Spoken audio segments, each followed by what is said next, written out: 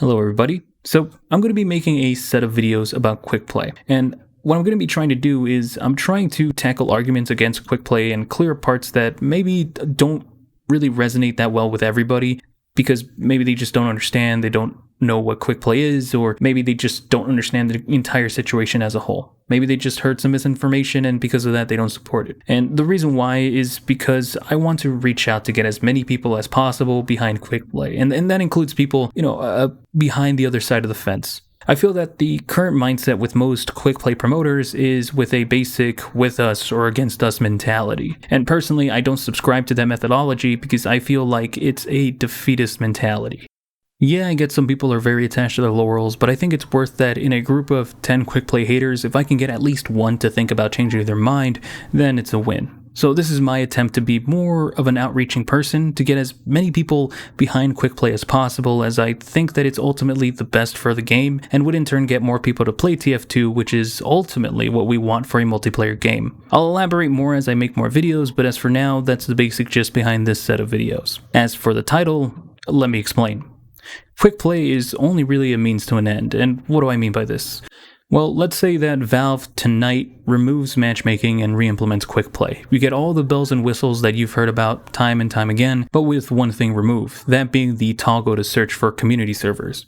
If that were to happen, even though the experience would be objectively better, we would pretty much be in the same position as we are now. This is why I think so many people are so adamant in just reintroducing the feature set of Quickplay into the current matchmaking system, because functionally it would pretty much just work the same as Quickplay, and then you get to the other people that go, well, then you just want Quickplay, and then you get the other side that gets mad, and then the other side that gets mad, and nobody changes their mind, and things keep going as normal as the small little timer clicks in the back of our minds. What is that timer? Well, that's for another time. Comment down below what you think it is, and I'll tell you guys later. Anyway, the key difference between Quickplay and matchmaking is the option to seed into community servers, even if it's optional. And what we truly are chasing when we say bring back Quickplay is actually make community servers dominant again. Valve servers should not be the end-all be-all for TF2. That should just be the stock great game that we love, but still a jumping board into interacting with the game how we see fit with community servers. The reason why we support Quickplay, even with its glaring faults, is because really Quickplay for the majority of the TF2 player base at the time wasn't really that important. Let me ask you a question. Who was Quickplay made for? Because it sure wasn't made for the existing player base at the time, because they already had their servers that they frequented. Instead, Quickplay was made for new players coming from the Uber update.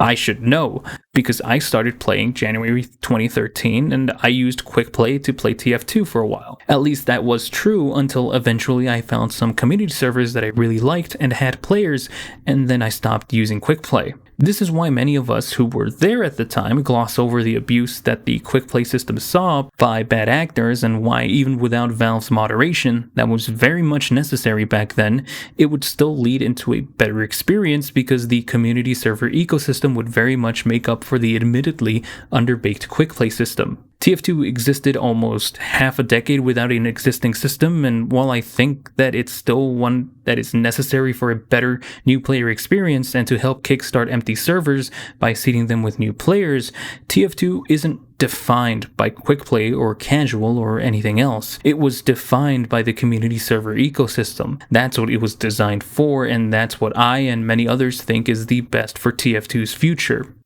It would certainly help differentiate TF2 in the modern shooter market, and through the effort of community servers and word of mouth could possibly lead to more people giving TF2 a chance, as there really wouldn't be anything else like it. And I think many would come to love the laid-back, casual, and accessible nature of TF2 that is seldomly found elsewhere in modern multiplayer shooters. Now that I hopefully cleared that up for many of you, here are some bonuses that would come from a community server dominated TF2. You know how so many people wish that TF2 was given to the community? Well, that wouldn't be necessary with community servers, because then the community could dictate what is added on their servers. You could have new maps and weapons and all these other things that Valve would never add to base TF2. Imagine the kind of stuff we could have seen if VScript was added back in the day, instead of having to deal with the headache of source mod. Just plop a map file into your server and boom, you're good. Don't want to have to deal with the worst of the TF2 community? Well, with community servers, you could just blacklist people you don't like out.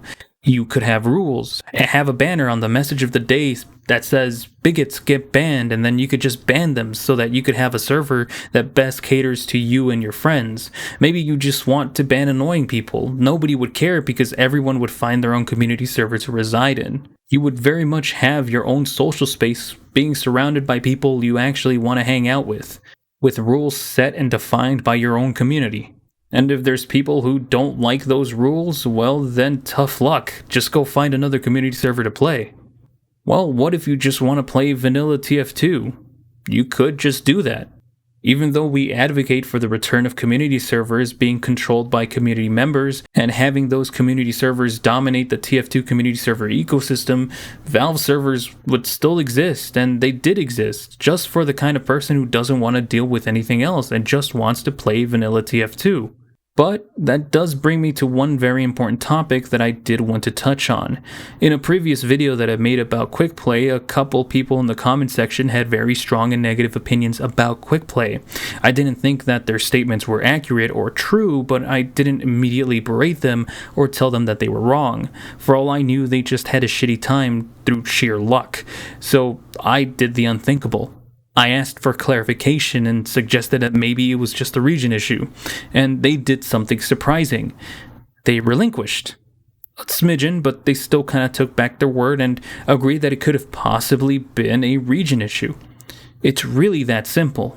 And while I don't think that I absolutely changed their mind on the matter, I at the very least had them reconsider that maybe the return to Quickplay wouldn't be that bad, and at the very least could have possibly prevented them from echoing the same anti-Quickplay message that they were doing in my comment section. Look, I'm not saying to be a suck-up, but damn, some of you are just so immediate with your comebacks, and all this does is make you and everyone else look like a douche. Being respectful isn't going to work all the time, but the impact that it can, when it does, is astronomical. I'm asking you, have some patience. Anyway, I hope this helps you understand, or if you ever meet someone who views Quickplay in a negative light, hopefully this video helps you find a way to convince them otherwise. Remember, just don't be a dick about it. Ultimately, we want community servers to return. We want them to dominate the TF2 ecosystem. We want them to be the primary way you interact with TF2 because that's what it was designed for and that's when it was its best.